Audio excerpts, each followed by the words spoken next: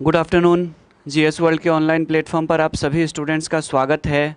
आइए हम लोग आगे बढ़ते हैं। कल के क्लास में हम लोगों ने जितने क्वेश्चन किए थे प्रैक्टिस, कल के ही क्लास से। आज थोड़ा मौसम ख़राब था, इसीलिए मैं घर से आने में थोड़ा लेट हो गया। सुबह भी मेरी क्लास होती है और दोपहर को भी, और उसके बाद फिर यहाँ आना होता है। तो आज दिल्ली में थोड़ा मौसम ज़्यादा ख़राब है, कहने का मतलब लगातार बारिश हो रही है कुछ इलाकों में, तो उसकी वजह से थोड़ा 2 से 3 मिनट लेट पहुँचे हैं। तो गुड इवनिंग जितने स्टूडेंट्स दिखाई दे रहे हैं मुझे, तौसीफ़ रजा जी, आनंद जी, सौम्या त्रिपाठी, वंदना, विक्की कुमार, अभी सरकार जी, सभी को, बबलू कुमार, सभी को, ब्रजेश शुक्ला, सभी को गुड इवनिंग कहते हुए आइए हम लोग शुरुआत करते हैं। वैसे गुड इवनिंग इंडिया में थोड़ी देर के बाद होगी। चलिए, तो कल के क्लास में हम लोगों ने क्वेश्चन नंबर 51 तक कर लिया था और उसके बाद उसी से आगे बढ़ते हैं। चलिए हम लोग एक एक प्रश्नों को लेते हैं आज। और उसमें जो आज का पहला प्रश्न है, ठीक है, वो हम लोगों ने लिया है कृषि से, भारत के कृषि से। पीत क्रांति या पीली क्रांति या येलो रिवॉल्यूशन किस फसल के उत्पादन से संबंधित है, ये पूछा गया था। उत्तर प्रदेश में पीजीटी के एग्ज़ाम में पूछा गया, ये प्रीवियस को क्वेश्चन है। हाँ हाँ, बिल्कुल बिल्कुल बिल्कुल, रिमझिम रिमझिम बारिश हो रही है, सभी को उस बारिश की मुबारकबाद। चलिए, तो जल्दी से बताइए प्रश्न संख्या 52 का उत्तर कि पीली क्रांति या पीत क्रांति, येलो रेवोल्यूशन किस फसल के उत्पादन से संबंधित है। Related to production of which crops? Yellow revolution is related to production of which crops? तिलहन उत्पादन, ठीक है, तिलहन उत्पादन यानी कि ऑयल सीड्स प्रोडक्शन, फिश, उसके बाद जा कर के मिल्क और उसके बाद जा कर के गोल्ड, किससे संबंधित है पीली क्रांति। तौसीफ़ रजाज, वंदना, ब्रजेश जी कह रहे हैं ए होगा, बबलू जी भी कह रहे हैं ए होगा, वेरी गुड। तिलहन यानी कि जिनको हम लोग कहते हैं ऑयल सीड्स, ठीक है, ऑयल सीड्स। ऑयल सीड्स का मतलब होता है कि ऐसे सभी बीज जिससे खाद्यान्न तेल का या एडिबल ऑयल का प्रोडक्शन किया जाता है, प्राप्त किया जाता है, ठीक है। तो जैसे सरसों हो गई, पीली सरसों, काली सरसों हो गई, उसके बाद जा कर के और भी बहुत सारे, जैसे सूरजमुखी है, तो इन सब से तेल निकाला जाता है, खाद्य तेल के रूप में उपयोग किया जाता है। तो बेसिकली जो है उसमें जो लिया गया था वो जो तेल होती है, सरसों तेल, जो वो पीलापन लिए हुए होता है, तो एक कलर से आइडेंटिफाई करना था। तो भारत में जो पीली क्रांति है उसका संबंध तिलहन यानी कि ऑयल सीड से है, वो सारे बीज जिससे भारत में खाद्य तेल तैयार किया जाता है। मत्स्य या मछली उत्पादन की बात करें तो इससे नीली क्रांति थी, या क्या कहते हैं उसको, ब्लू रिवॉल्यूशन का संबंध था। इसकी बात करें तो ये व्हाइट रेवोल्यूशन यानी श्वेत क्रांति या ऑपरेशन फ्लड जिसको कहते हैं, उससे संबंधित है, ठीक है। दुग्ध उत्पादन की बात करें तो दुग्ध उत्पादन के लिए श्वेत क्रांति भारत में लाया गया था, बाद में इसकी गति को तेज करने के लिए ऑपरेशन फ्लड की घोषणा की गई थी। नीली क्रांति का मत्स्य उत्पादन से संबंध है, जबकि स्वर्ण खनन के लिए, गोल्ड माइनिंग के लिए इंडिया में कोई भी इसी प्रकार की कोई क्रांति नहीं लाई गई थी। भारत में पेट्रोलियम के भंडारण से संबंधित, अगर आप कृषि से बाहर जाएंगे तो भारत में एक क्रांति है जिसको हम लोग कहते हैं ब्लैक रिवॉल्यूशन, कृष्ण क्रांति, उसका संबंध पेट्रोलियम से है। और बाकी जितने भी क्रांतियों की लिस्ट आप देखते होंगे, एक जगह पढ़ते होंगे, उन सभी का संबंध कृषि के किसी न किसी, कृषि और उसकी सहायक क्रियाओं से संबंधित है। तो वेरी गुड, जिन लोगों ने ए आंसर दिए हैं, आप सभी स्टूडेंट्स के आंसर सही है। Very good very good very good.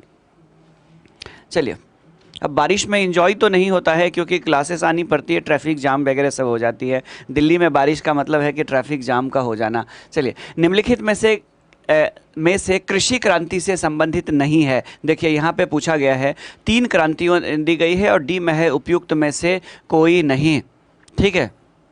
इनमें से निम्नलिखित में से कौन सा कृषि से संबंधित नहीं है, जैसे श्वेत क्रांति, नीली क्रांति, पीली क्रांति और उपयुक्त में से कोई नहीं। जल्दी से बताइए प्रश्न संख्या 53 का। गुड्डू सिंह बता रहे हैं ए, श्वेत क्रांति। अब थोड़ा सा और समझ लीजिए, कृषि और उससे संबंधित क्रिया। देखिए, दुग्ध उत्पादन, मछली पालन, सबको कृषि और उसकी सहायक क्रियाओं में शामिल किया जाता है, एग्रीकल्चर एंड एसोसिएटेड सेक्टर। श्वेत क्रांति दूध से संबंधित है और दूध जो है वो कृषि और उससे संबंधित क्षेत्र में ही आता है। थोड़ा सा और दिमाग लगाइए, जल्दबाजी नहीं, जल्दबाजी नहीं, जल्दबाजी नहीं। फिर से ज्ञान प्रकाश जी, आनंद जी, तौसीफ रजा, फिर से अपने कॉन्सेप्ट को खंगालिए। ब्रजेश शुक्ला जी सही है, डी होगा। कृषि और सहायक क्रिया, ये तीनों क्षेत्र कृषि से संबंधित है, ठीक है। श्वेत क्रांति का संबंध दूध से है और दूध का संबंध कृषि और पशुपालन से। कृषि पशुपालन को भारत में अलग करके नहीं देखा जाता है, ठीक है। नीली क्रांति का मत्स्य से, वो भी मत्स्य भी एक प्रकार का कृषि ही है, जल कृषि। और पीली क्रांति तो है ही ऑलरेडी तिलहन से। उपयुक्त में से कोई नहीं होगा, यानी तीनों का संबंध कृषि और उसकी सहायक क्रियाओं से है। थोड़ा सा कॉन्सेप्ट जो आयोग ने दिया था वो दिया था डी इसका आंसर, ठीक है। तो कृषि और उसकी जो सहायक क्रिया है उसी से संबंध माना जाता है। अगर मछली उत्पादन को लेकर के कोई निर्णय लिया जाता है तो वो कृषि की सहायक क्रिया ही है। पशुपालन से रिलेटेड अगर कोई निर्णय लिया जाता है तो कृषि की सहायक क्रिया ही है, ठीक है। तो डी होगा इसका आंसर। बिल्कुल बिल्कुल वंदना, वेरी गुड। चलिए आगे बढ़ते हैं हम लोग। श्वेत क्रांति का संबंध यानी व्हाइट रेवोल्यूशन का milk production, dairy and milk production से। येलो रेवोल्यूशन का पीसी कल्चर यानी फिशरी से रिलेटेड है। और येलो रेवोल्यूशन यानी पीली क्रांति का संबंध ऑयल सीड्स यानी तिलहन से है। अब यहाँ पे एक क्वेश्चन आप लोगों का आ गया, वो जो स्टूडेंट जो टीजीटी और पीजीटी वाले हैं, आईएएस वाले तो इसलिए आए हुए हैं यहाँ पे ऑनलाइन है क्योंकि उनको कुछ प्रश्न भी मिल जा रहा है और थोड़ा बहुत कॉन्सेप्ट भी मिल जा रहा है। लेकिन जो वाकई में टीजीटी और पीजीटी के स्टूडेंट हैं, ये वो स्टूडेंट इस प्रश्न का हल कर पाएंगे। स्टॉप एंड गो डिटर्मिनिज्म, ठीक है, यानी रुको और जाओ निश्चयवाद। स्टॉप एंड गो डिटर्मिनिज्म का प्रतिपादन किसने किया था? propounded बाय, ठीक है, Mackinder, Vidal de la Blache, Strabo, Griffith Taylor. इन चारों में से कौन सा? ठीक है, मैकिंडर, विडाल डिलाब्लॉस, स्ट्रैबो और उसके बाद जाकर के ग्रिफिथ टेलर, टेलर ही सिर्फ दिया हुआ। इन चारों में से बताइए कि रुको और जाओ निश्चयवाद का प्रतिपादन किसने किया था? जल्दी से बताइए। क्वेश्चन नंबर 54 का उत्तर जो टीजीटी पीजीटी वाले स्टूडेंट्स हैं वो बता पाएंगे, क्योंकि ये जोग्राफिकल थॉट का क्वेश्चन है। भौगोलिक चिंतन नाम का एक सेक्शन है, उससे है लिया गया है क्वेश्चन, यानी भूगोल एक विषय के रूप में जो विकास होता है, भौगोलिक चिंतन उसको कहते हैं, उससे लिया गया है ये क्वेश्चन, ठीक है। स्ट्रैबो स्ट्रैबो स्ट्रैबो सब तुक्का मार रहे हैं, सबके गलत हैं, ठीक है। अब चलिए, ठीक है, भूगोल जब एक विषय के रूप में विकास हुआ, ठीक है, तो उसमें मानव और पर्यावरण को लेकर के, हाँ भाग्यश्री कह रहे, वेरी गुड बच्ची, ठीक है, बिल्कुल सही है, आपका आंसर डी होगा। ग्रिफिथ टेलर जो कि ऑस्ट्रेलिया और अमेरिकी ये थे, भूगोलवेता थे, ऑस्ट्रेलिया के भी थे और अमेरिका में भी बसे थे जाकर के। इनका नाम था ग्रिफिथ टेलर। अब पूरी कहानी मैं बता देता हूँ आप लोग को क्या होगा, ठीक है, वेरी गुड भाग्यश्री। स्ट्रैबो नहीं होगा ज्ञान प्रकाश जी, ठीक है। स्ट्रैबो को अलग काम के लिए जाना जाता है। विडल डिलाब्लॉस की बात करें तो ये मानव भूगोलवेता हैं, कहाँ के? फ्रांस के थे। मैकिंडर को जाना जाता है हर्टलैंड थ्योरी यानी हृदय स्थल सिद्धांत देने के लिए जाना जाता है, ब्रिटेन के भूगोलवेता थे। टेलर की बात करें तो ऑस्ट्रेलिया और अमेरिका के थे, ऑस्ट्रेलिया में भी रहे थे, ऑस्ट्रेलिया के ही थे और अमेरिका में भी रहे थे, ठीक है। और इनका नाम था ग्रिफिथ टेलर। अब देखिए क्या है रुको और जाओ निश्चयवाद यानी स्टॉप एंड गो डिटर्मिनिज्म, उसके बारे में थोड़ा सा जान ले। तो डी आंसर है, जिन लोगों का डी है उनके आंसर सही है। और थोड़ा सा मैं आप लोगों को बता दूं, जब भूगोल एक विषय के रूप में विकास हो रहा था तो दो तरह की विचारधाराएं सामने आई। कोई नहीं, अब तो सही हो जाएगा, दार्शनिक विचारों को नहीं जानता। बिल्कुल जी, ये टीजीटी और पीजीटी में शामिल है। आप लोग के सिविल के जीएस में नहीं है ये क्वेश्चन, लेकिन टीजीटी और पीजीटी के सिलेबस में है, इसीलिए हम लोगों ने कुछ क्वेश्चन वहाँ से भी ले लिए हैं, ठीक है। देखिए क्या है, मैं बता देता हूँ। दार्शनिक विचार ये मैं पूरा डिटेल में पढ़ाऊँगा। जो टीजीटी के स्टूडेंट अगर इसमें कोई लाइव है या बाद में इस क्लास को देखेंगे तो आपको बता दूँ कि जो जोग्राफिकल थाट है, भौगोलिक चिंतन जो है, ठीक है, भौगोलिक चिंतन का जो इतिहास है, हिस्ट्री ऑफ जोग्राफिकल थाट, उसको पूरी डिटेल में आप लोगों को पढ़ाई जाएगी। कम से कम उसके अगर मैं देखूं तो कम से कम 10-12 घंटे की जो क्लास होगी आपकी सिर्फ भौगोलिक चिंतन से होगी। 15 घंटे के आसपास की जो क्लास होगी, जो क्लास आपका सब्जेक्ट वाइज बटा हुआ है उसमें 15 घंटे की क्लास सिर्फ जोग्राफिकल थॉट या भौगोलिक चिंतन से लगेगा। फिर उसके बाद 10-12 घंटे की जो क्लास होगी आप लोगों की, जो 160 घंटे की क्लास में, उसमें 10 से 12 घंटे की क्लास आपकी कार्टोग्राफी से लगेगी, यानी कि मानचित्र विज्ञान जिसको कहते हैं हम लोग, कार्टोग्राफी, जो कि जीएस में नहीं है, ठीक है, उससे लगेगी, ठीक है। तो कहने का मतलब सारे विषयों को आप लोग को पढ़ाया जाएगा यहाँ पे आगे। तो देखिए हुआ क्या कि जब भूगोल एक विषय के रूप में विकास हो रहा था तो मानव और वातावरण संबंध को लेकर के, यानी मनुष्य और प्रकृति के बीच संबंध, मानव प्रकृति संबंध को लेकर के सब दो तरह की विचारधारा सामने आई। मानव प्रकृति संबंध यानी ह्यूमन इन्वायरमेंट या ह्यूमन और नेचर के रिलेशन को लेकर के तीन प्रकार के संबंध को की व्याख्या की गई। जो पहला से संबंध था उसको कहा गया वातावरण निश्चयवाद। पहले वाले को कहा गया वातावरण निश्चयवाद, या इसी को कहा गया पर्यावरण निश्चयवाद, या इसी को कहा गया नियतिवाद। नियतिवाद या निश्चयवाद। शुरुआत के भूगोलवेता कई सारे ऐसे थे जिन्होंने निश्चयवाद या नियतिवाद को उन्होंने बढ़ावा दिया। खास करके जो जर्मनी के भूगोलवेता थे, जैसे कि आपके ये हो गए, क्या कहते हैं उसको, रटजेल हो गए, कार्ल रिटर हो गए। जो जर्मनी के बहुत सारे जो भूगोलवेता थे वो क्या मानते थे, पर्यावरण निश्चयवाद या प्रकृति को मानते थे कि प्रकृति ही दुनिया में सब कुछ निर्धारित करती है। इसका मैं एक सिंपल सा एग्जाम्पल देता हूँ जोग्राफिकल थॉट का, कि निश्चयवाद या नियतिवाद के तहत कहा गया, जैसे कई सारे लोगों को आप भी सुनते होंगे कि वही होता है जो मंजूर खुदा होता है, या इस टाइप के जो कई लोग जो होते हैं कि हुई है वही जो राम रचि राखा। हर धर्म में कुछ ना कुछ लाइन कहा गया है, यानी जो प्रकृति, कुछ लोग जो ईश्वर को मानते हैं और कुछ लोग प्रकृति यानी नेचर को मानते हैं। तो उनका कहना है, हाँ रिकॉर्डेड में भी देख सकते हैं बिल्कुल। जो ऐप जो लोग आप लोग डाउनलोड करेंगे, जो कोर्स लेंगे, तो 1 साल तक आप इसको रिकॉर्डेड को बार बार जितने बार चाहे देख सकते हैं। हाँ बिल्कुल, पीजीटी जो स्टूडेंट है आप लोग, तो वो भी जीएस के रूप में ज्योग्राफी पढ़ सकते हैं, इसमें कोई दिक्कत नहीं। लेकिन सब्जेक्ट को ये बेसिकली पीजीटी और टीजीटी को डेडिकेट है।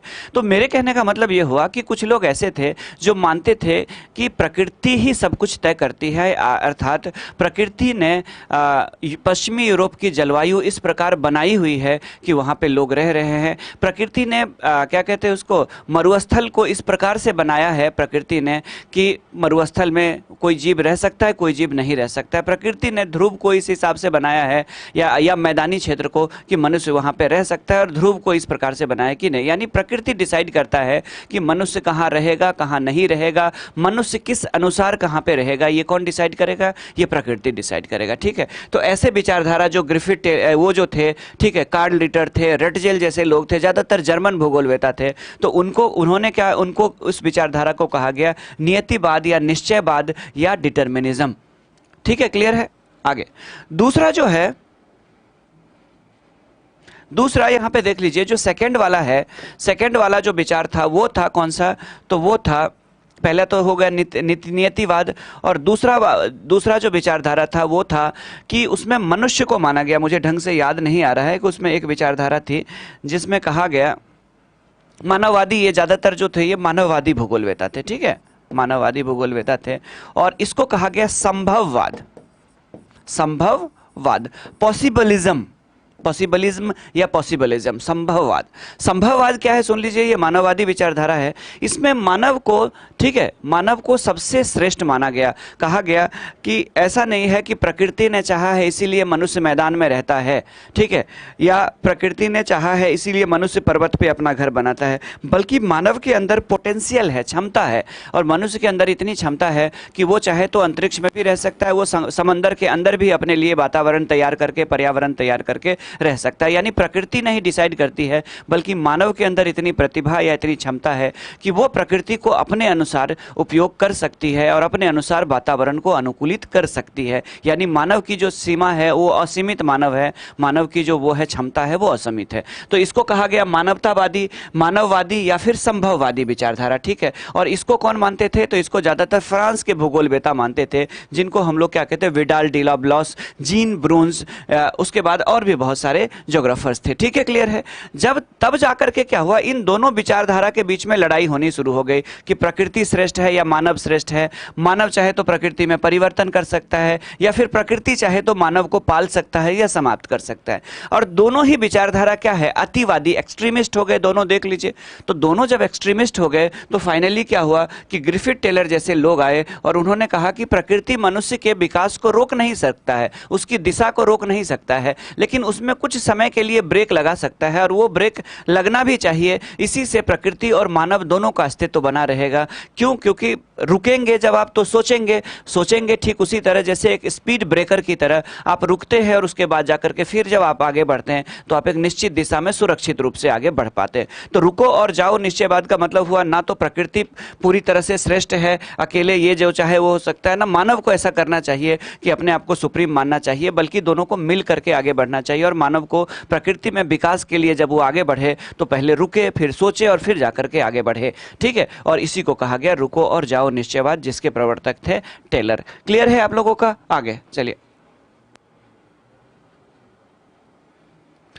नेक्स्ट आगे बढ़ते हैं हम लोग। चलिए, तो 54 का हो गया ये डी, 54 का डी। जिन लोगों ने आंसर डी दिए हैं उनके आंसर है सही।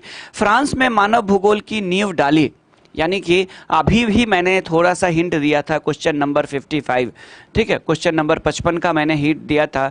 ठीक है, हिंट दिया था आप लोगों को। तो फ्रांस में जो मानव भूगोल के जो एक तरह से फाउंडर है वो है कौन? तो वो है विडाल डी ला ब्लॉस। मानव भूगोलवेता थे। फ्रांस के जितने भी भूगोलवेता है ये सारे के सारे फ्रांस के ही है। सब के सब मानव भूगोल को ही मानते थे, ह्यूमन ज्योग्राफी को ही श्रेष्ठ मानते थे। और उनमें विडाल डी ला ब्लॉस पहले थे जिन्होंने मानव भूगोल की नींव डाली थी फ्रांस में। ठीक है, तो इसका जो आंसर होगा 55 का आंसर होगा वो होगा डी। जितेंद्र सिंह ने आंसर दिया है D. Very good Anand ji, आपका भी आंसर है डी।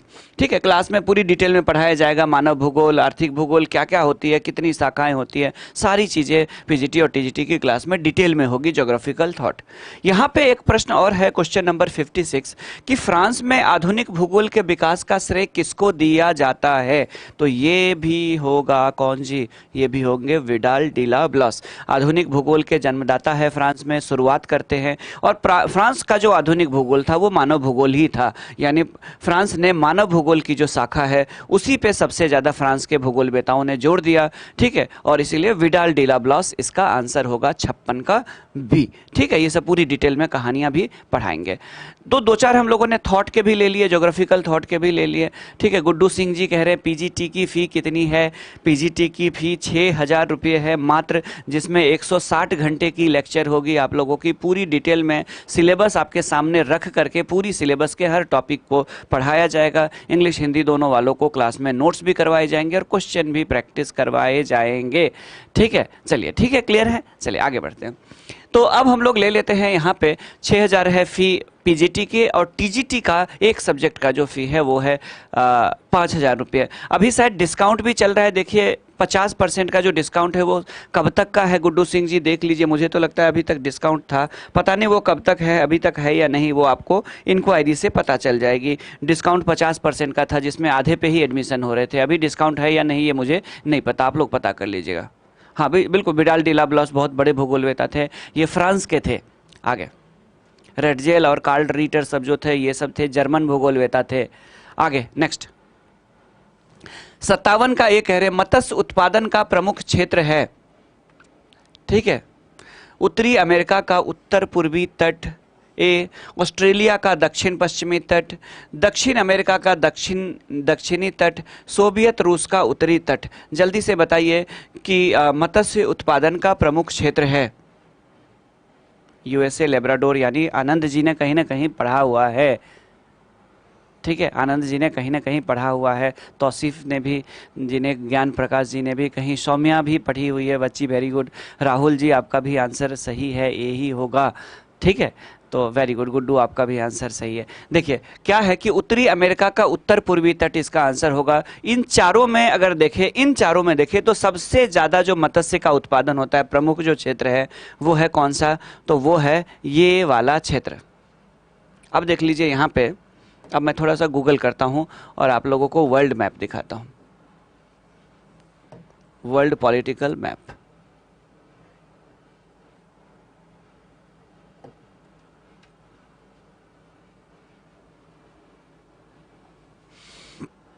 चलिए उतना स्पष्ट तो नहीं आ रहा है, हाँ आ गया स्पष्ट, ठीक है। अब देखिए क्या होता है यहाँ पे, ध्यान से देखिए, ये उत्तर अमेरिका का जो उत्तर पूर्वी तट है, यहाँ पे ये प्रमुख मछली उत्पादन क्षेत्र है। यहाँ पे आपको ये हल्का सा जो डार्क, हल्का सा जो ग्रीन टाइप का दिख रहा है, ये कनाडा है और ये यूएसए है, संयुक्त राज्य अमेरिका है यहाँ तक, और ये है कनाडा, और ये अटलांटिक महासागर का पश्चिमी तट कह लीजिए, उत्तर पश्चिमी तट, या उत्तरी अमेरिका का उत्तर पूर्वी तट, दोनों ही एक ही हुआ। उत्तर अमेरिका का उत्तर पूर्वी तट हो गया ये, और ये अटलांटिक महासागर का उत्तर पश्चिमी तट हो गया, ठीक है, क्लियर है। अब देखिए यहाँ पे क्या है कि ये जो एरिया है इसको कहते हैं ग्रैंड बैंक, ठीक है, ग्रैंड बैंक इसको कहा जाता है।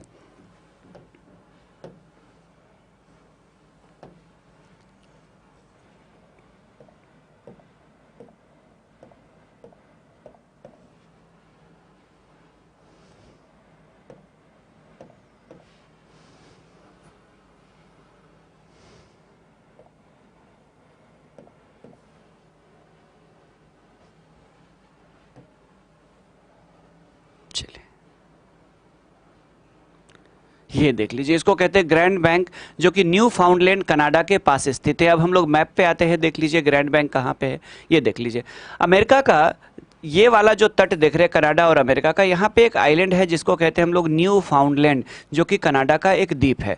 इसके किनारे वाला जो क्षेत्र है जिसको आप उत्तर अमेरिका का उत्तर पूर्वी तट कहेंगे, यहाँ पे इस एरिया में बड़े पैमाने पर मछलियाँ प्राप्त की जाती है। वर्ल्ड मैप दिख रहा है आप लोगों को? हाँ बिल्कुल ठीक है, अभी मैं उस पर आ रहा हूँ।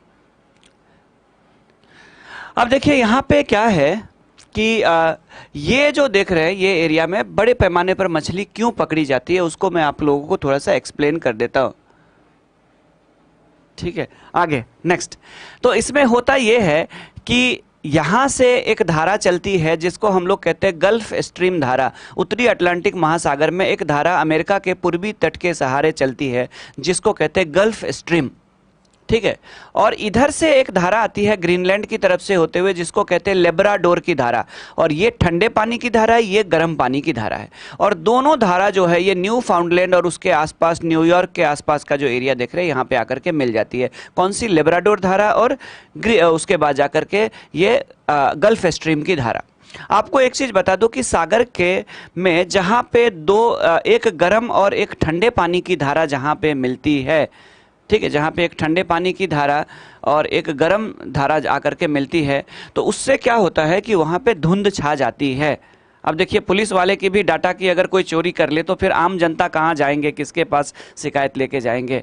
जब पुलिस ही सुरक्षित नहीं है, पुलिस के डाटा सुरक्षित नहीं है, तो आम जनता फिर कहाँ सुरक्षित है? हिना यादव। चलिए नेक्स्ट, हम लोग कहाँ जाएंगे फिर, किनके पास शिकायत लेके जाएंगे? तो मेरे कहने का मतलब ये हुआ यहाँ पे कि होता ये है कि गर्म पानी और ठंडे पानी की जब धारा मिलती है तो यहाँ पे धुंध की तरह छा जाती है। और गर्म पानी और ठंडे पानी की जहाँ पे सागर में धाराएं मिलती है, दो स्ट्रीम्स अगर मिलते हैं, एक कोल्ड करंट और एक वार्म करंट मिलती है, गर्म और ठंडे पानी की धारा, ठीक है, तो उसमें क्या होता है कि वहाँ पे सागर में एक प्लैंकटन पैदा होता है। प्लैंकटन कहने का मतलब है कि सागर में पादप होती है, एक छोटे छोटे घास की तरह होते हैं, उसको कहते हैं पादप, और वो समुद्री जो पादप होती है उसको कहते हैं प्लैंकटन। और ये जो प्लैंकटन होती है ये हार्बीवोरस टाइप के मछलियों का भोजन होता है। हार्बीवोरस कौन सी मछलियों को कहते हैं? शाकभक्षी मछली, जो समुद्री घास वगैरह सबको खा करके अपना गुजारा करते हैं, ठीक है। तो उनको क्या कहते हैं हम लोग? तो उनको कहते हैं हम लोग हार्बीवोरस फिश। तो यहाँ पे बड़ी संख्या में प्लैंकटन पाई जाती है, और उन प्लैंकटन को खाने के लिए बड़ी संख्या में घास यहाँ पे पनपती है, समुद्री घास पनपती है, और उसको खाने के लिए मछलियाँ आती है। और जब मछलियों का यहाँ पे जमावड़ा होता है तो यहाँ पे मछली पकड़ने के लिए आ जाते हैं मछुआरे।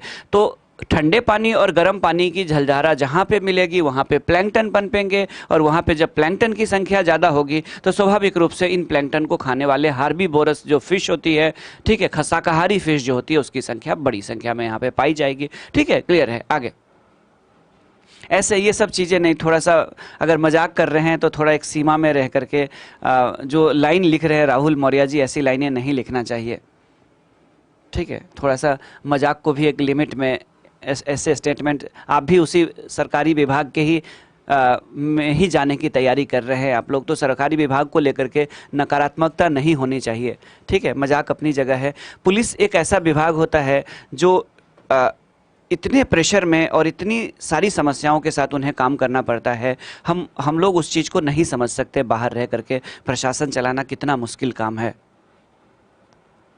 हाँ, प्लैंकटन कहते हैं, उस घास को प्लैंकटन कहते हैं ना, ठीक है। आगे, दो प्रकार के प्लैंकटन होते हैं। समुद्र में जो पादप होती है उस घास को दो प्रकार की होती है, एनिमल प्लैंकटन और जू प्लैंकटन। तो यहाँ पे जू प्लैंकटन पाई जाती है, घास वगैरह सब पाया जाता है, ठीक है, उनको प्लैंकटन ही कहते हैं। आगे नेक्स्ट, अब आगे मत्स्य उत्पादन और बाकी एक जो समुद्री तैरने वाली जो घास होती है उसके बारे में भी मैं बता दूं, लेकिन वो जो घास होती है वो यहां पे होती है, सॉरी, ये जो आप देख रहे हैं वर्ल्ड मैप, इसमें जो उत्तरी अमेरिका का ये वाला जो भाग देख रहे हैं आप, नॉर्थ अमेरिका का ये वाला पार्ट, उत्तरी अमेरिका के इस बीच वाले पार्ट में भी बिना जड़ वाले समुद्री घास पाए जाते हैं यहाँ पे, लेकिन उसको अलग नाम से जानते हैं। उस घास को हम लोग कहते हैं यहाँ पे सार्गेसो, ठीक है। एक और फैक्ट मुझे याद आ गया, यहाँ पे मैं क्लियर कर देता हूँ आप लोगों को कि जैसे उत्तरी अटलांटिक महासागर है तो उसके बीच में यहाँ पे क्या होता है कि इधर से धारा आ रही है, इधर से धारा आ रही है, इधर से धारा, तो इस बीच में शांत क्षेत्र है, और ये जो शांत क्षेत्र है अटलांटिक महासागर में, उसमें समुद्र में तैरने वाले घास यहाँ पे बीच में पाए जाते हैं। इस घास का अलग नाम है, इसको कहते हैं सार्गेसो, और इसीलिए उस बीच वाले क्षेत्र को अटलांटिक महासागर का, उत्तरी अटलांटिक के महासागर के जो बीच वाला क्षेत्र है जहाँ पे ऐसे तैरने वाले इतने सारे घास पाए जाते हैं कि कई बार छोटे छोटे नाव जहाज उसमें फंस जाते हैं, इसीलिए इस क्षेत्र को कहते हैं सार्गेसो सागर, क्योंकि यहाँ पे सार्गेसो नाम की घास पाई जाती है। ये अलग है, ठीक है, ये उत्तरी अटलांटिक महासागर के मध्य भाग में पाई जाएगी। क्लियर है? चलिए आगे बढ़ते हैं, सार्गेसो कहते हैं उसको। आगे बढ़ते हैं हम लोग नेक्स्ट। तो मत्स्य उत्पादन में उत्तरी अमेरिका का उत्तर पूर्वी तट। अगर विश्व में मछली उत्पादन की बात करें, टॉप फिश प्रोड्यूसिंग कंट्री की बात करें, तो नंबर 1 पे विश्व में मछली उत्पादन में कौन सा देश है? वो है चीन। दूसरे स्थान पर कौन सा है? भारत, कल कर चुके हैं। और तीसरे स्थान पर कौन सा है? तो इंडोनेशिया। चौथे स्थान पर कौन सा है? तो दक्षिण अमेरिकी देश पेरू, ठीक है। तो मछली उत्पादन में चीन नंबर 1 पे, भारत दूसरे स्थान पर, इंडोनेशिया तीसरा और पेरू चौथे स्थान पर।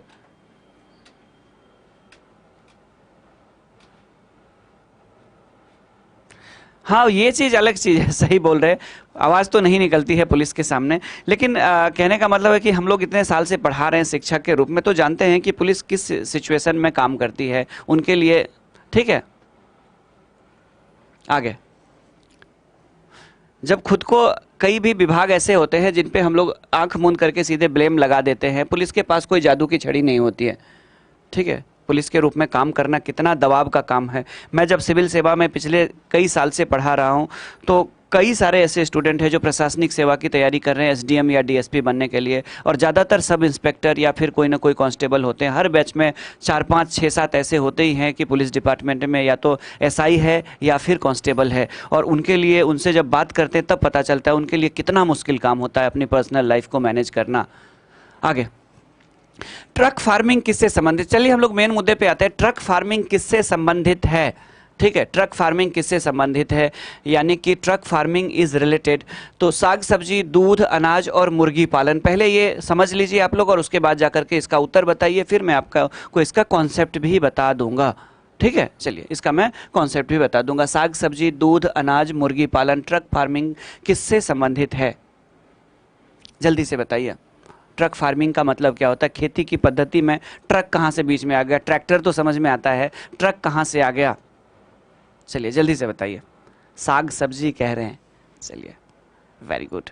अब देखिए क्या होता है कि जब टीजीटी पीजीटी वाले जो स्टूडेंट्स हैं उनको बता दूं कि उनको पूछा जाता है विश्व में क्या कहते हो, कृषि प्रदेश, ठीक है, व्हिटलसी का कृषि प्रदेश के बारे में पूछा जाता है। अच्छा, ज्ञान प्रकाश जी ने बड़ा अच्छा ज्ञान बताया, मुर्गी पालन।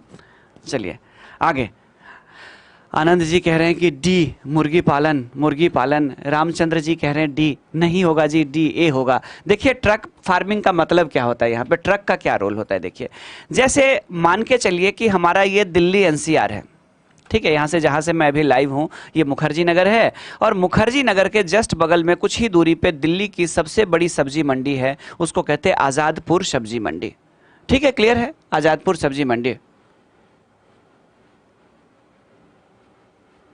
हाँ बिल्कुल, तो वही तो मैं जितने भी लाइव स्टूडेंट्स को मैं पढ़ा रहा हूँ, डेली लाइव वो हो ही नहीं पाते हैं, उनकी ड्यूटी शिफ्ट चेंज हो जाती है, कितना मुश्किल होता है बायोलॉजिकली अपने आप को फिट करना, मेंटेन रखना कितना मुश्किल होता है, और ऊपर से अगर ड्यूटी करते हुए और भी अपर लेवल की तैयारी कर रहे हैं तो उनके लिए कितना मुश्किल काम होता है। बिल्कुल हम लोग समझते हैं उन चीज़ों को, और जो स्टूडेंट अभी नया नया तैयारी कर रहे हैं वो लोग नहीं समझ रहे हैं। वो लोग अगर इन चीज़ों को लेकर के अभी से नहीं समझेंगे, विभागीय को लेकर के अगर कोई नकारात्मकता मन में होगी तो फिर इंटरव्यू में पकड़े जाएंगे।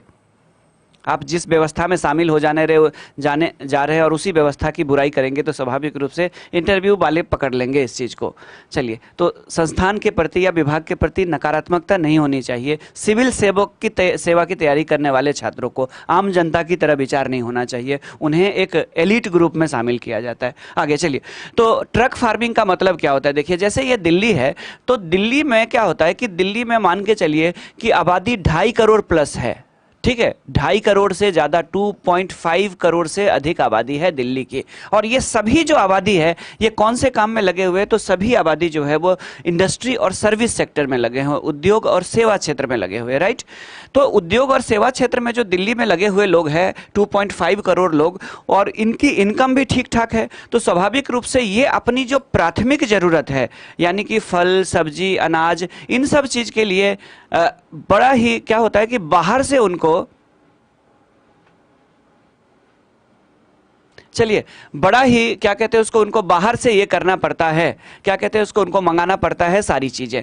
तो आप देखेंगे तो दिल्ली में सुबह सुबह के टाइम पे जब लोग उठे भी नहीं रहते हैं तो क्या होता है, तो दिल्ली में जब उठे नहीं रहते तब दिल्ली में साग सब्जियों से भरी भरी गाड़ियाँ दिल्ली के आज़ादपुर मंडी, गाजीपुर मंडी और भी कुछ मंडियाँ हैं उससे ट्रकों से पहुँचती है।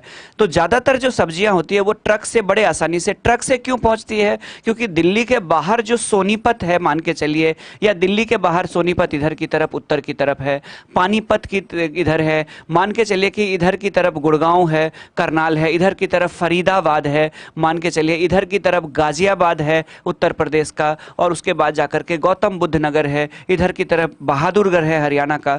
तो इन सब सभी क्षेत्रों में जो खेती होती है उनमें जो हरी हरी सब्जियां उगाई जाती है उसका लक्ष्य होता है एक बड़ा बाजार है दिल्ली। और तो दिल्ली वो खेतों तक ट्रक जाती है, खेत के बाहर खड़ी रहती है रोड पे, और ट्रकों से लोड कर करके वो सीधे मंडियों में लाई जाती है। तो साग सब्जियों की जो खेती की जाती है बड़े बड़े शहरों के बाहर, जो उसका ये इलाका होता है सब अर्बन इलाका होता है, उपनगरीय क्षेत्र होती है किसी भी देश में, यूरोप में, अमेरिका में, भारत में, तो उन साग सब्जियों का मेन मकसद होता है उस बड़े शहर जो होती है, जो बड़े पैमाने पर जहाँ पे उसकी डिमांड होती है वहाँ ट्रकों द्वारा उसकी सप्लाई करना। तो ट्रक का बहुत बड़ा रोल होता है, खेत तक जाती है, सामान लोड करवा करके वो मंडी तक पहुँचाती है। इसीलिए इस खेती में ट्रक का कोई काम नहीं होता है, लेकिन जब वो मंडी तक पहुँचाती है इसीलिए इसको कहा जाता है ट्रक फार्मिंग। तो क्लियर है, ये व्हिटल सी का वर्णन है। आगे चलिए, आगे बढ़ते हैं हम लोग। तो ट्रक फार्मिंग जो होगी, ट्रक का इसमें रोल होता है कि मंडियों तक सब्जियों को पहुंचाती है। तो साग सब्जी 58 का आंसर होगा। तो वेरी गुड, जिन लोगों ने आंसर दिए हैं 58 का ए, उन लोगों के आंसर सही है। Ramchandra ji very good very good very good. Next, झूम क्या है? चलिए, झूम क्या है देख लीजिए यहाँ पे। एक लोक नृत्य, एक नदी घाटी का नाम, एक जनजाति का नाम, खेती की एक पद्धति। ठीक है, चलिए तो अपने क्लास पे चलिए हम लोग सभी लोग फोकस करते हैं एक बार ठीक से। ठीक है, हल्का फुल्का जो मजाक है वो बहुत ज़्यादा उस लेवल पे नहीं होना चाहिए। ठीक है, चलिए तो बताइए झूम क्या है जल्दी से। ABCD, एक लोक नृत्य, एक नदी घाटी का नाम, एक जनजाति, एक खेती की पद्धति। क्वेश्चन नंबर 59, सबसे फास्ट आंसर आया है आनंद जी का। ठीक है, अर्चना वेरी गुड बच्ची। ठीक है, डी है आपका। आनंद जी आपका भी डी है, सही है। बबलू जी आपका भी डी है, सही है। पूनम, हाँ बिल्कुल सही बात है, क्लास को डिस्टर्ब नहीं करना चाहिए, सही कह रही है आप। ठीक है, रोशन जी का भी डी है। चलिए चलिए चलिए चलिए आगे बढ़ते हैं चलिए।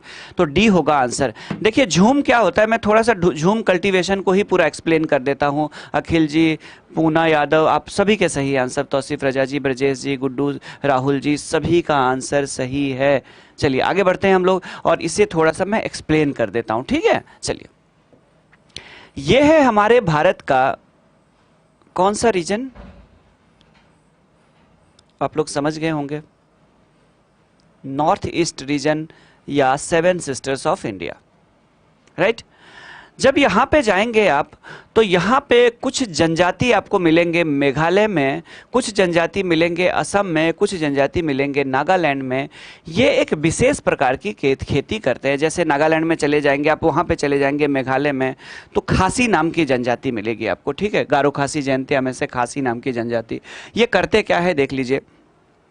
तो नॉर्थ ईस्ट की जो पहाड़ियां हैं वो ज़्यादातर पहाड़ियों की एल्टीट्यूड ज़्यादा नहीं है, यानी समुद्र तल से उसकी ऊंचाई बहुत ज़्यादा नहीं है, और पहाड़ों की ढाल भी बहुत ज़्यादा नहीं है। और इन पहाड़ों में जो जंगल का क्षेत्र है उसमें कुछ जनजातियां परंपरागत रूप से खेती करती है, यानी उनका जो मेथड होता है वो एकदम से पुराना वाला पद्धति होता है खेती का। इन जंगलों में, जंगलों को ये अपना वो मानते हैं, संपत्ति मानते हैं, इन्हीं जंगलों में ये रहते भी है। और उनमें वो खेती किस प्रकार से करते हैं देखिए।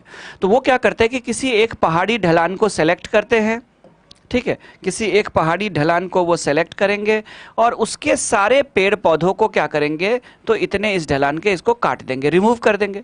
इसको काट दिया, इसके बाद जाकर के इसमें से जो अच्छी लकड़ियां हैं उसको वो निकाल लेंगे।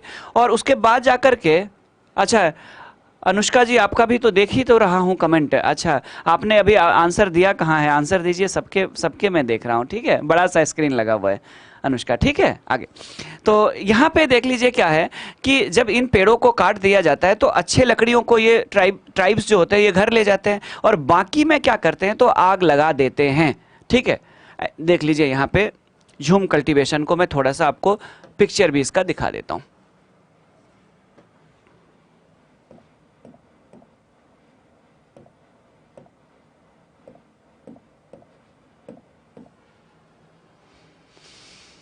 झूम कल्टीवेशन, झूम कृषि, इसी को शिफ्टिंग एग्रीकल्चर भी कहते हैं, यानी स्थानांतरित कृषि भी कहते हैं, और इसी को कुछ और भी नाम से जानते हैं। झूम कल्टीवेशन यहाँ पे ये रहा, कितना भयावह दृश्य है देख लीजिए। पूरे पहाड़ी के सभी जंगल में देख लीजिए आग लगा दी गई है, आग लगी हुई है, पूरा जंगल खत्म हो गया। अब इसमें क्या करेंगे पता है, जब ये जंगल खत्म हो जाती है, आग लग जाती है, तो इसमें से अच्छी लकड़ियां तो पहले ये लोग ले गए हैं। उसके बाद जब इसमें आग लगा दिया तो उसके बाद जब बारिश होती है तो जो आग का राख होता है, आग जलने के बाद जो लकड़ियों के जो कोयले और राख होते हैं वो जमीन के मिट्टी में मिल करके मिट्टी की उर्वरता को, फर्टिलिटी को बढ़ा देती है। मिट्टी के जो ऊपर की परत होती है जिसको हम लोग ऑर्गेनिक लेयर या फिर ह्यूमस की परत कहते हैं, तो वो ह्यूमस की परत जो है वो समृद्ध हो जाती है। लेकिन ये 4-5 साल के लिए होता है। 4-5 साल जब लगातार खेती होती है तो ये ज़मीन फिर बंजर होने लग जाती है। और यहाँ के किसान क्या करते हैं तो परंपरागत खेती नहीं करके ये जो हमारा मेथड है आधुनिक वो नहीं करके ऐसे ही खेती करते हैं। जंगल में आग लगा दिया और उसके बाद जाकर के 4-5 साल तक वर्षा के आधार पर बारिश जब होती है तो फसल को बो देते हैं, खेती करते हैं। 4-5 साल के बाद जब ये ज़मीन वो हो जाते हैं, ठीक है, खेती के लायक नहीं रह जाता है क्योंकि सारी इसकी पोषक तत्व खत्म हो जाती है, तो तब वो क्या करते हैं, तो तब इसको ऐसे ही छोड़ करके वो आगे शिफ्ट कर जाते हैं। और शिफ्ट करने के बाद अगली पहाड़ी पे जाकर के पेड़ों को काटते हैं। अब देखिए, पेड़ों को अगर काट के जलाते हैं तो क्या क्या नुकसान होता है। नुकसान ये होता है कि बायोडाइवर्सिटी उसकी खत्म होने लग जाती है, यानी उसकी जो जैव विविधता है वो खत्म होने लगती है। जब जंगल में आग लगाते हैं तो पर्यावरण प्रदूषण होता है। पहले क्या होता था, तो पहले ये होता था, चूंकि ये प्रक्रिया में क्या होती है कि जब एक भाग पहाड़ी का उपजाऊ नहीं रह जाता है तो वो इसको छोड़ करके आगे बढ़ जाते हैं और फिर जाकर के दूसरी पहाड़ी पे फिर पेड़ों को काटते हैं। तो एक तरह से ये क्या करते हैं, एक जगह से दूसरे जगह शिफ्ट करते हैं। इसीलिए इसको इंग्लिश में कहा जाता है शिफ्टिंग कल्टीवेशन, ठीक है, स्थानांतरित कृषि। और इसी को नॉर्थ ईस्ट के लोग झूम कहते हैं। झूम का मतलब होता है एक जगह से दूसरे जगह मूव करना, ठीक है, मूव करके चले जाते हैं, इसलिए इसको झूम भी कहते हैं। इसी को कुछ लोग काटना और जलाना यानी स्लैश एंड बर्न एग्रीकल्चर भी कहते हैं। इसका सबसे बड़ा नुकसान ये होता है कि सबसे पहले तो पेड़ पौधे खत्म हो जाते हैं, कई सारे जीव जंतु भी खत्म हो जाते हैं, और उसके बाद जाकर के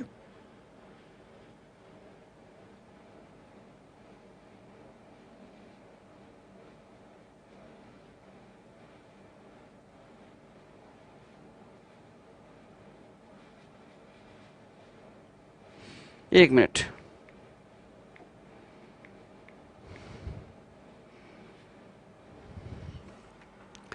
ठीक है।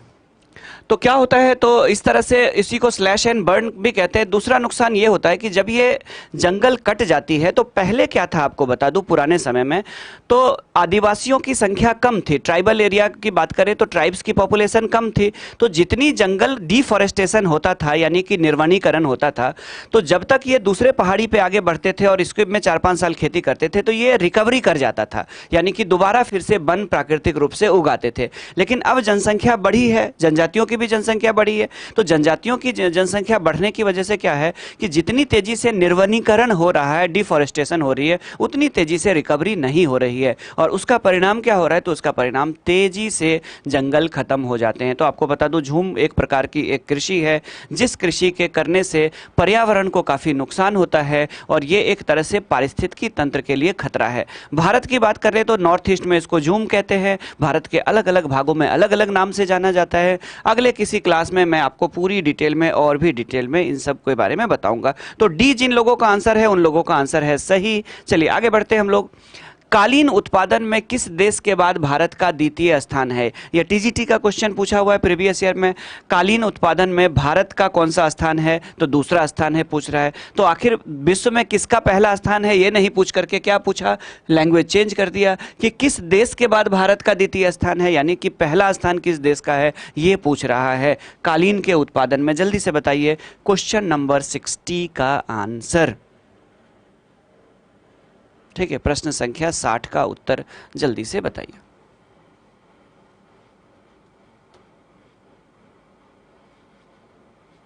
बबलू कुमार जी सी है। चलिए चलिए चलिए चलिए, तो इसका आंसर होगा ईरान। और ईरान जो है, ठीक है, इसका आंसर जो होगा वो होगा ईरान। ईरान विश्व में कालीन का प्रथम स्थान है उत्पादन में, दूसरे स्थान पर भारत है। अब यहाँ पे एक है डेट्रॉइट। डेट्रॉइट किस डैश के लिए प्रसिद्ध है? ठीक है, Detroit is famous for dash dash dash. ठीक है, डेट्रॉइट एक शहर का नाम है।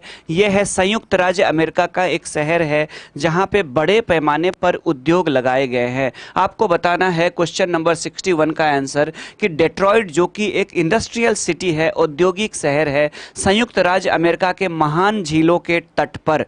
ठीक है, great lake of America, America के और कनाडा के बीच में 5 झीलें हैं जिनको ग्रेट लेक कहा जाता है। Lake superior, lake Michigan, lake Ontario, lake eerie और लेक ह्यूरन, 5 झीलें हैं।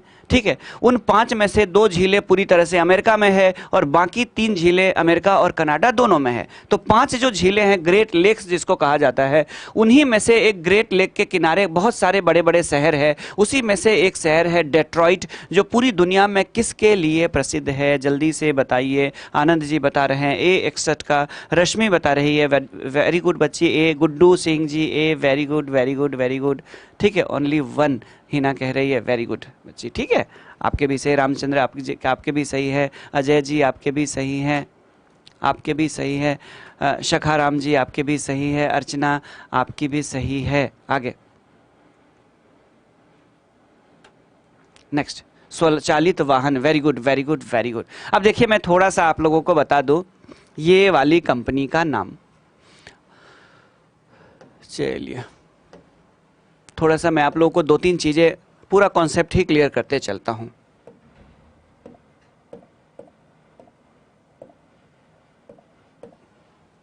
दुनिया की प्रमुख कार निर्माताओं की बात करें तो उसमें से एक कार कंपनी है फोर्ड। देख रहे हैं, ये फोर्ड की कार है, लग्जरीज कार बनाती है, आपको पता होगा लग्जरी वाली कारें बनाती है फोर्ड कंपनी। ठीक है, तो ये जो फोर्ड कंपनी है, इसका अगर आप देखेंगे तो इसके प्लांट वहाँ पे भी है, यूएसए में भी है, डेट्रॉइट में। अब देखिए डेट्रॉइट को मैं थोड़ा सा एक्सप्लेन कर देता हूँ आप लोगों को कि कहाँ पे है। तो ये देख लीजिए नॉर्थ अमेरिका का पॉलिटिकल मैप।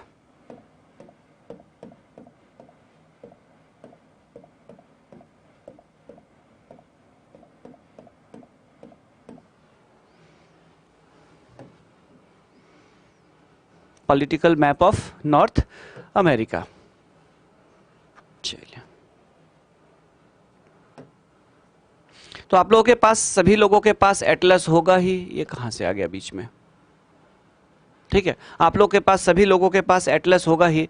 एटलस में देख लीजिए, ये वाला जो रीजन आपको दिख रहा होगा, ये वाला क्षेत्र संयुक्त राज्य अमेरिका के, यहाँ पे देख लीजिए, तो यहाँ पे आपको कौन कौन सी झील मिलेगी? Lake superior, lake Michigan, eri, Ontario और ह्यूरन, 5 झीलें मिलेगी। तो यहीं पे इन 5 झीलें वाले क्षेत्र में, यहाँ पे जब आप आते हैं, ठीक है, यहाँ पे ईरी झील के पास आते हैं, तो यहाँ पे आपको डेट्रॉइट नाम का एक शहर मिलता है संयुक्त राज्य अमेरिका का।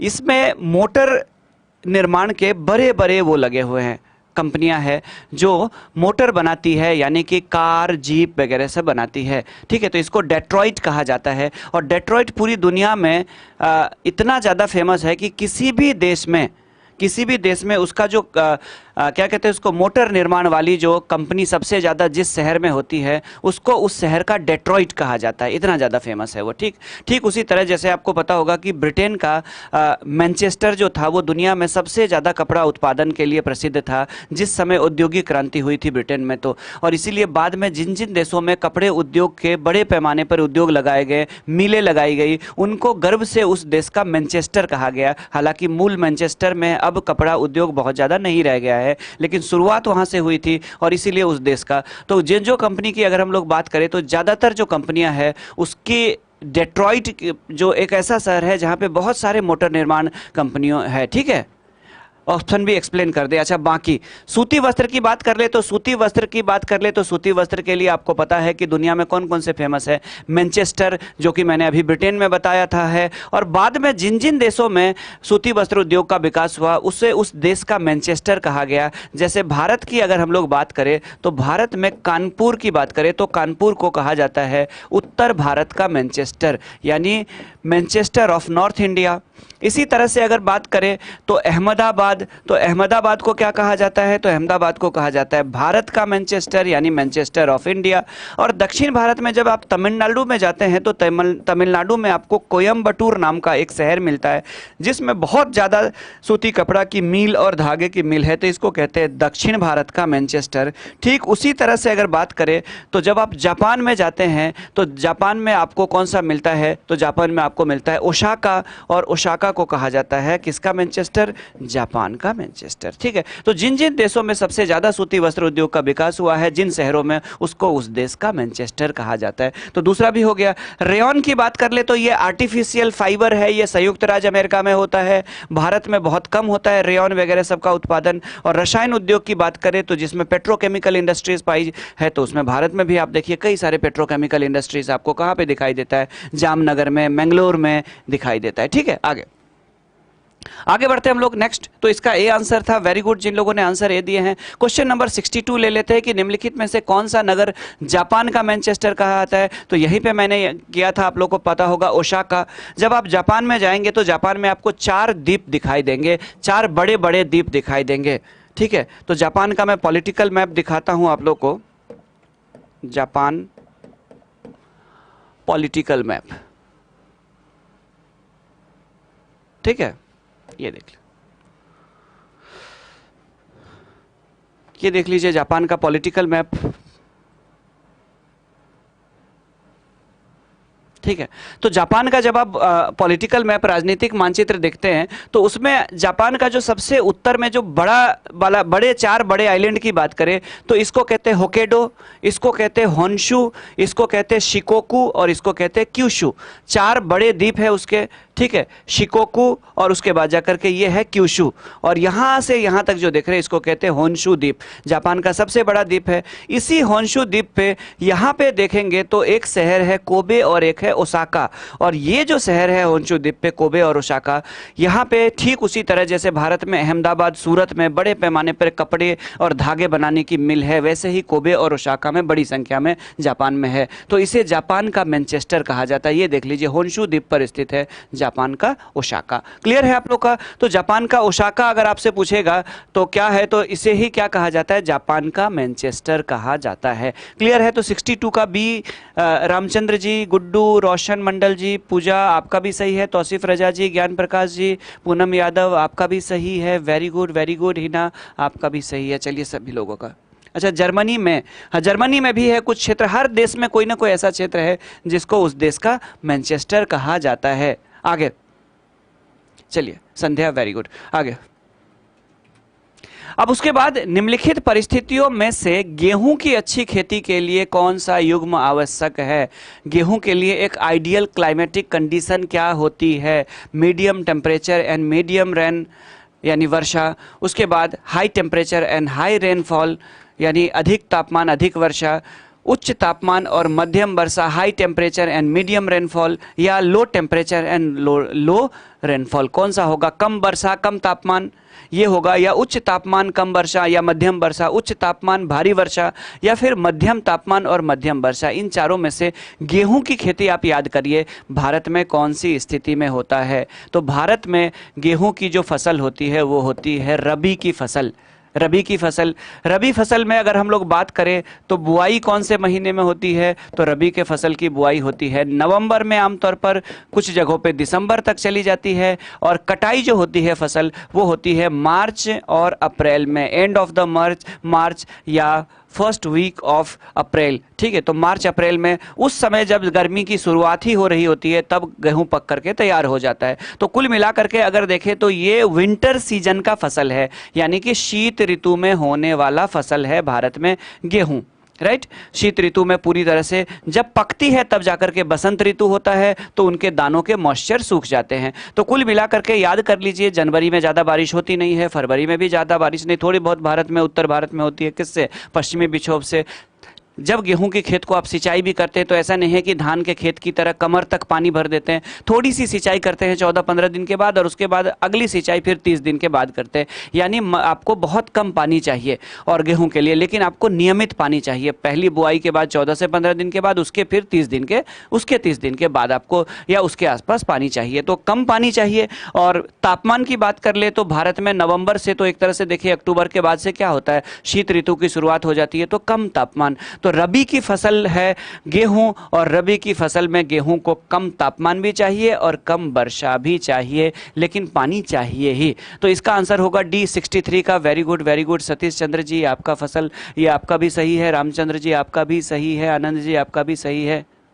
हाँ, दो पानी में हो जाता है ना, बिल्कुल। पहली जो होती है, जब बुआई होती है तो मिट्टी की जो मॉइस्चर होती है, नमी, उसी से गेहूं के वो निकल आते हैं, पौधे निकल आते हैं। तो 14 से 15 दिन के बाद पहली बार सिंचाई होती है, फर्स्ट इरिगेशन, और उसके फिर 30 दिन जब हो जाते हैं तो फिर सिंचाई होती है। और उसी के साथ ही सिंचाई के साथ हल्का सा नाइट्रोजन की चूंकि कमी होने लगती है मिट्टी में, इसको नाइट्रोजन चाहिए, तो हल्का सा यूरिया का भी छिड़काव किया जाता है, और वो पानी में घुल करके मिट्टी में नाइट्रोजन की मात्रा को बढ़ा देता है, जो कि गेहूं की फसल के लिए जरूरी होता है। चलिए, तो 63 का डी होगा आंसर। वेरी गुड, जिन लोगों ने आंसर दिए हैं सही। क्वेश्चन नंबर 64 देखते हैं हम लोग आगे।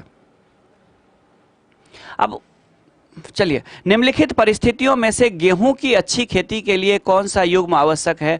ये तो खैर हो ही गया था, कम तापमान कम वर्षा। ये क्वेश्चन रिपीट हो गया क्या? चलिए, निम्नलिखित में से कौन सी फसल सबसे अधिक देशों में उगाई जाती है? चलिए बताइए। अब उसी मुद्दे पे नहीं अटके रहेंगे, हम लोग आगे बढ़ेंगे। ठीक है, चलिए आगे बढ़ेंगे हम लोग। निम्नलिखित में से कौन सी फसल सबसे अधिक देशों में उगाई जाती है? मक्का, बाजरा, चावल और गेहूं। बाजरा लिमिटेड कंट्री में होती है जहां पे डेजर्टिफिकेशन हुआ है, मरुस्थलीकरण हुआ है। गेहूं विश्व के लगभग अधिकांश देशों में होती है, लेकिन ऐसे देशों में नहीं होती है जहां पे उष्णकटिबंधीय सदाबहार वाला क्षेत्र पाया जाता है, जहां पे बहुत गर्मी हो। भारत में इसलिए हो जाता है क्योंकि भारत में बारी बारी से मानसूनल टाइप की जो क्लाइमेट होती है।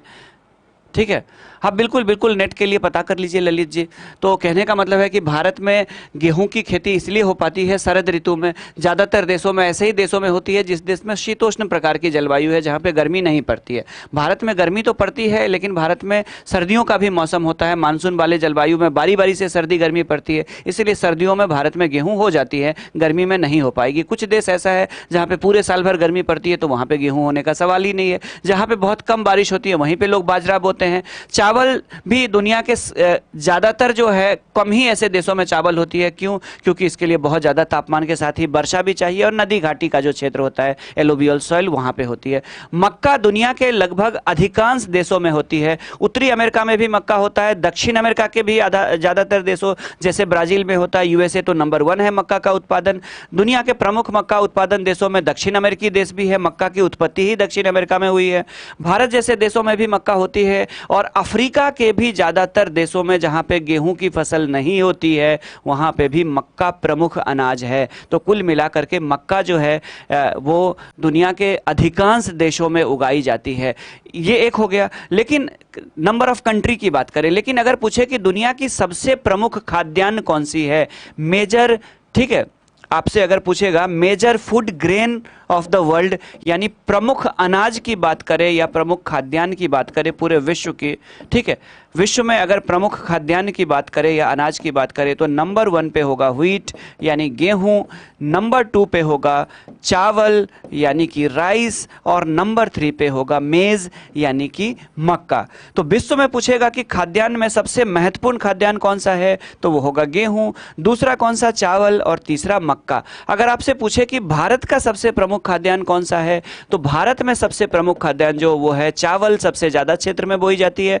दूसरे स्थान पर कौन सा आएगा तो दूसरे स्थान पर आएगा आपका गेहूं, और तीसरे स्थान पर अगर भारत की बात करें तो भारत में आएंगे मक्का प्लस, ठीक है, इसका एग्जैक्ट डाटा नहीं है तो मक्का प्लस मोटे अनाज, क्योंकि भारत में कुछ भाग में बाजरे की भी खेती की जाती है और कुछ भागों में अन्य अनाज भी मोटे अनाज उगाए जाते हैं। तो भारत में जो क्रम बनेगा वो चावल गेहूं मक्का प्लस मोटे अनाज का बनेगा, विश्व में बनेगा गेहूं चावल प्लस उसके बाद मक्का। ठीक है, क्लियर है? आगे भारत में चावल, विश्व में अगर बात करें तो विश्व में मक्का।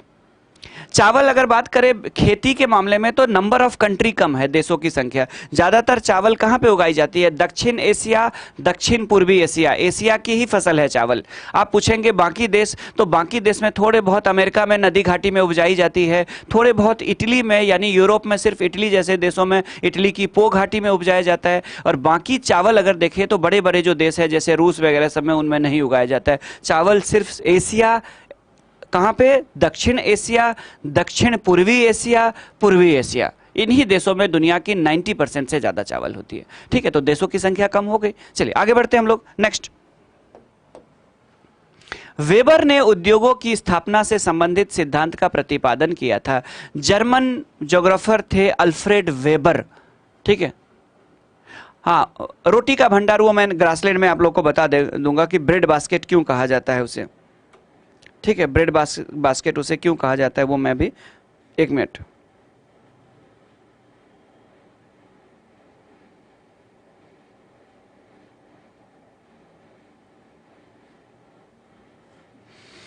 आगे, वेबर ने उद्योगों की स्थापना से संबंधित सिद्धांत का प्रतिपादन कब किया? ठीक है, ये पूछ रहा है। तो सबसे पहले तो वेबर बता दूं कौन थे, तो जर्मनी के एक भूगोलवेता थे। इन्होंने एक सिद्धांत दिया, इंडस्ट्रियल लोकेशन थ्योरी, औद्योगिक अवस्थिति सिद्धांत। इनका कहना था कि किसी भी उद्योग को स्थापित करने के लिए सबसे आदर्श लोकेशन कौन सा जगह होगा जहां पे कोई इंडस्ट्री, हम लोग कहते हैं कि किसी भी जगह पे इंडस्ट्री लगा देंगे।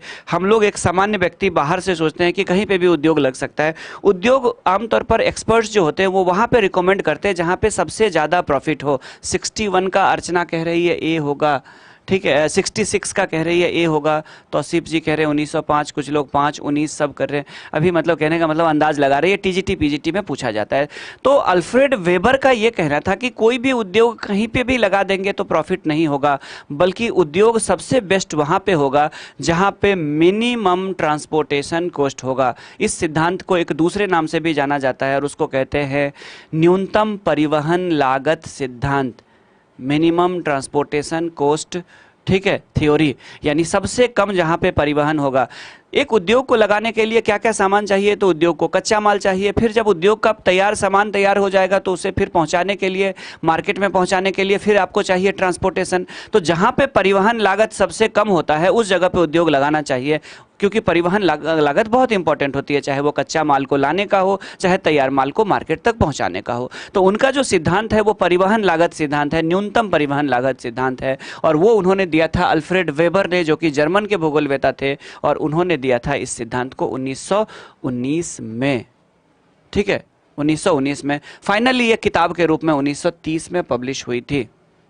ठीक है, तो इसका कौन सा होगा? 1919 कह रहे हैं, सॉरी 1909, बी होगा, 1909 होगा। ठीक है, तो 1909 में दिया था ये। आगे एक बुक के रूप में 1930 में जाकर के उनका ये बुक भी पब्लिश हुआ था। चलिए, तो इसका होगा 1909। टीजीटी पीजीटी में ऐसे क्वेश्चन पूछे जाते हैं। वेरी गुड, जिन लोगों ने भी आंसर दिया है। हाँ, तो सबसे मोस्ट इंपॉर्टेंट उन्होंने माना ट्रांसपोर्टेशन को। ठीक है, वो थ्योरी है, वो क्लास में हम लोग पढ़ाएंगे, जब आपका रेगुलर क्लास स्टार्ट होगा तो उसमें हम लोग पढ़ेंगे। आगे, निम्नलिखित में से किसने उद्योगों की स्थापना का सिद्धांत प्रस्तुत किया? तो यही है, अल्फ्रेड वेबर है, जर्मनी वाले। तो इसका आंसर 67 का बी होगा। चलिए आगे बढ़ते हैं हम लोग नेक्स्ट। निम्नलिखित में से कौन सा देश यूरेनियम का सबसे बड़ा उत्पादक है? Which of the following country is the largest producer of uranium? Australia, Kazakhstan, Canada, niger. जल्दी से बताइए आप लोग कौन सा। अच्छा चलिए भाई, कोई नहीं, पॉलिटी की क्लास भी देख लीजिए आप लोग, जिनका ज्योग्राफी इंपॉर्टेंट है वो ज्योग्राफी देख लें। दोनों क्लासेस एक साथ शुरू हो गई। चलिए, कितना टाइम हो रहा है? अच्छा, तो 4-5 मिनट में तो अभी छोड़ना ही है ना। चलिए, तो आज हम लोग एक काम करते हैं, इतना ही कर लेते हैं, और बाकी क्लासेस जो होगी कल, ज़्यादा उम्मीद है कि क्लासेस आप लोगों की नहीं होगी, क्योंकि कल व्यक्तिगत रूप से मुझे कुछ काम है। मंडे से फिर से रेगुलर हो जाएंगे हम लोग, ठीक है, मंडे से हम लोग बिल्कुल रेगुलर हो जाएंगे फिर से। और टाइम को लेकर के आपको नोटिफिकेशन मिलेगा, क्योंकि आप लोगों ने ऑलरेडी चैनल को सब्सक्राइब किया हुआ है। तो एक बार आप लोग सेशन को लाइक कर दीजिए और बाकी पॉलिटी की क्लास से जुड़ जाइए, ठीक है। तो मंडे को हम लोग मिलते हैं। थैंक यू सभी को, thank you, have a nice day.